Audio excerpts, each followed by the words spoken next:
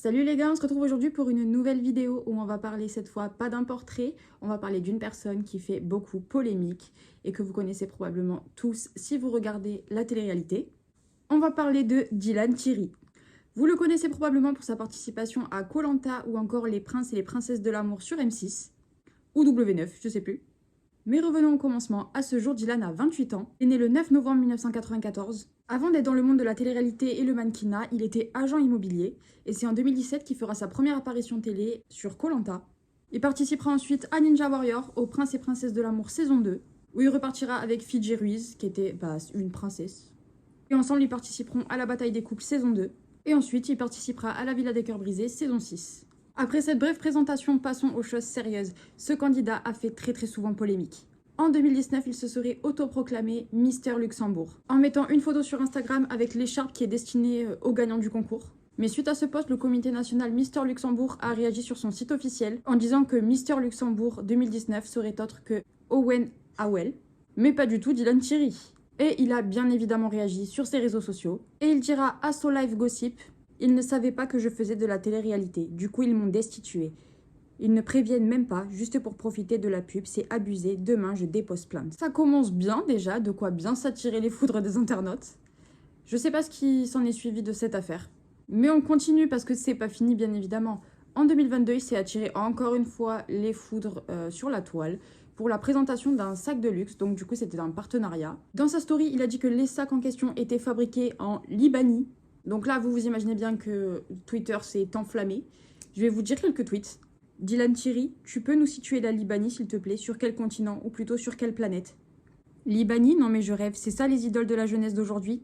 Et il a comme très souvent réagi en story en disant: les amis, il faut savoir qu'à la base, je tiens à le dire quand même, je suis luxembourgeois. Ma langue natale, c'est le luxembourgeois, ensuite c'est l'allemand, et après seulement le français. Je parle 4 langues. Continuons avec une nouvelle affaire qui s'est produite, où il va nous faire sur Instagram de la pub pour un thé bio. Mais grande surprise, lorsqu'il boit la tasse qu'il est censé nous montrer, comme quoi c'est super bon, on peut apercevoir qu'en fait, le thé bio, il n'est pas si bio que ça, sachant qu'en fait, il y a le petit sachet avec écrit Lipton à l'intérieur de la tasse. De base, il était censé faire la promo pour Thé Beauty Shop, mais c'est loupé, on l'a cramé. En plus de ça, ces thés-là sont 100% naturels, 100% bio à base de plantes. En 20 jours, si vous prenez un sachet par jour, vous pouvez perdre 2 à 7 kilos en seulement 20 jours. C'est un truc de ouf.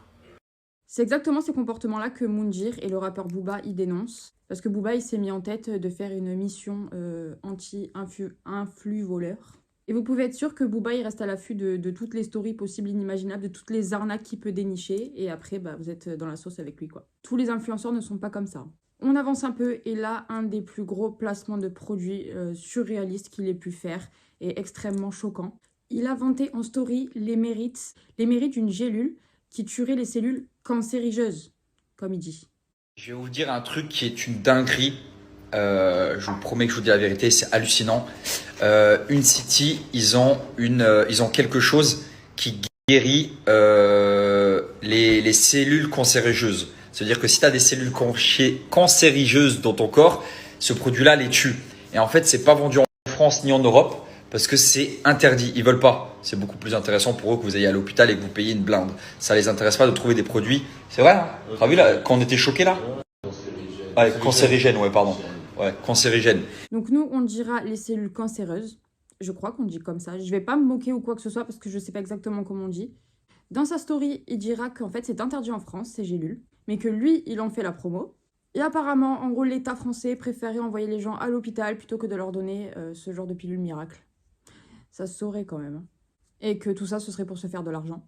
Et monsieur le sauveur Dylan nous a donné un code promo. Moi, cette story, elle m'a complètement aberrée. Je sais pas si on dit aberrée non plus, mais c'est juste pas possible.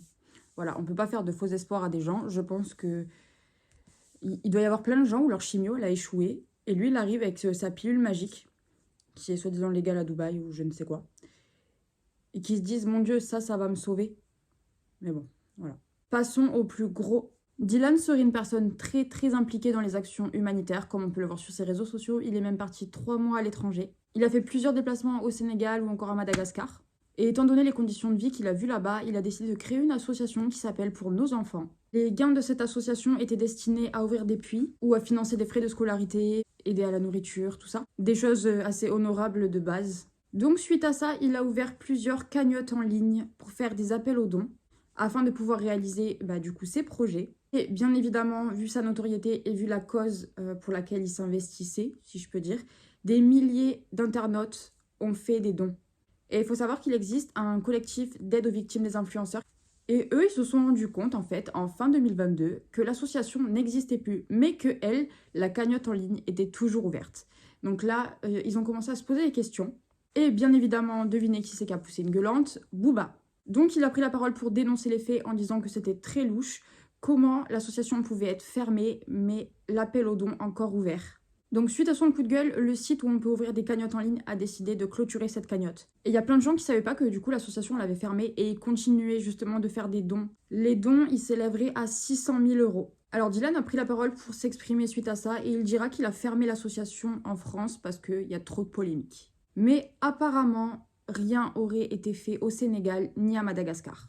Libération a sorti un article où dedans il est dit que 5 personnes, suite à cette cagnotte, ont porté plainte contre Dylan Thierry pour abus de confiance. Car selon le collectif d'aide aux personnes victimes d'influenceurs, les projets annoncés par l'association de Dylan n'auraient apparemment pas été réalisés. Donc une question dans tout ça, où sont passés les gains récoltés? Est-ce qu'il se les a mis dans la poche? Est-ce qu'il a fait des choses là-bas? Je sais pas. Après, quand tu as une association, tu es censé faire un bilan et le déposer à la fin de l'année, je crois, avec tout ce que tu as fait.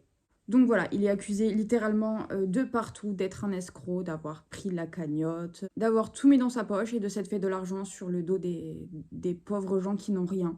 Et Dylan Thierry encourrait, si c'est vraiment le cas, jusqu'à 7 ans de prison ferme et 750 000 € d'amende, si l'escroquerie s'avère réelle. Donc suite à la clôture de sa cagnotte, il a été contacté par Libération et il dira « J'aurais sûrement dû supprimer la cagnotte plus tôt, je n'ai pas réalisé le problème car à la fin l'argent n'est pas pour moi, mais pour les enfants. Donc, c'est de la forme. Dans le fond, cela revient au même « je sauve des vies, pas eux ». Donc, bien évidemment, il nie en bloc toutes ces accusations. Tout le monde lui demande de fournir des preuves. Il en a fourni dans une story. D'ailleurs, je vais vous mettre quelques extraits et je vais vous laisser avec la story où il s'explique sur les faits. Je vais seulement vous mettre des extraits comme je vous disais. Ces stories, je les ai récupérées directement sur la chaîne YouTube de Buzz TV Réalité qui a vraiment mis toute la story en entière. Je vous mets la chaîne en barre d'informations parce qu'en fait la story elle dure relativement 40 minutes où dedans il nous demande de prendre la calculatrice, de faire les comptes avec lui. Où en gros lui il prouve tout ce qu'il a fait justement avec cet argent et tout ce qu'il a mis de sa poche, tout ça. Il faut savoir aussi que Dylan Thierry a eu des problèmes pour du dropshipping, pour des problèmes dans des affaires de trading. Voilà, c'est pour ça qu'il est caractérisé d'influx voleur par Booba. Je vous laisse avec les explications de Dylan juste après. N'hésitez pas à me dire en commentaire ce que vous en pensez. J'en sais clairement pas plus et je vous ferai une vidéo quand j'aurai plus d'informations. Et je vous dis à bientôt pour une nouvelle vidéo. Salut! Mais du coup, j'irai à Madagascar voler des dons des gens pour m'enrichir. C'est quand même une dinguerie. Et vous savez, moi, quand les gens ou quand des sœurs me font des dons de puits, par exemple, j'ai pas envie de citer cet exemple, mais c'est pour vous dire à quel point c'est grave. Mais il y a une maman qui m'a extrêmement touché parce que elle m'a fait un don de puits de 830 € parce qu'elle a perdu ses jumeaux. Ça veut dire que, ou ça me fait de la peine, ça veut dire que si cette maman, elle entend ça, elle se dit, moi j'ai envoyé à Dylan 830 € pour qu'il fasse un puits pour mes jumeaux, et ça se peut, il m'a volé mon argent. Dieu merci, cette maman, elle a confiance en moi, elle sait, mais si elle est naïve, elle peut se dire, ouais, Dylan, il a volé mon argent sur la mort de mes 2 enfants. Je signe en enfer direct, là. Hein. La dinguerie de l'histoire. Et en fait, c'est pour ça que, et c'est aussi pour cette raison-là que je m'exprime, c'est parce qu'en fait, derrière moi, il y a aussi des donateurs, il y a des mères de famille, il y a la vice-présidente de l'association,